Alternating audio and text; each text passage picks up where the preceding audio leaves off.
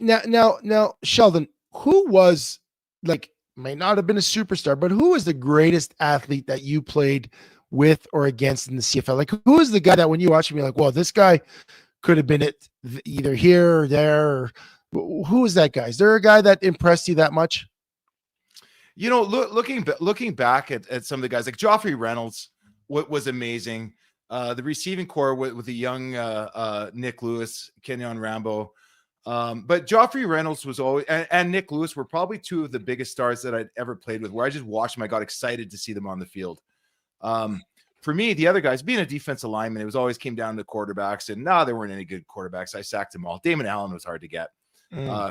But Ricky Williams really impressed me because I played against him in college as well. Yeah. And to me, the way that he played, even though it didn't translate great to the Canadian game, but he was a real star. And then for mine, and we've talked about him before, I was a fanboy while I was playing of Jesse Lumsden. Because 6'4", 6'3" running back that ran as like a thoroughbred horse. He just run through you if you gave him the chance. So there's a few of those guys. Back to when I was a kid, though, my favorite player of all time was Bobby Jurison. Okay. I don't know if you guys even knew about him in Montreal, but he was number 71, wore that Rising Star bandana. You don't remember him? I don't, because in Montreal when I was growing up, we didn't have a team. So I didn't follow the CFL. We had no team in the 80s. So I just it missed my, my crucial years from, I would have been anywhere from 4 to 12 years old in the 80s. And the Alouettes came back in the 90s. Yeah, I missed the whole, like a good portion of the CFL.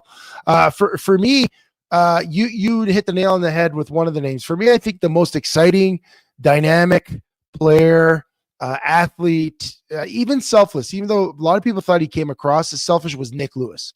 For sure. Probably in the CFL, one of the greats, one of the smartest players. He was that guy that always coached up the young guys. He played for a long time. He's one of the top receivers. If I'm not mistaken, he broke Milt Steagle's records. I don't know.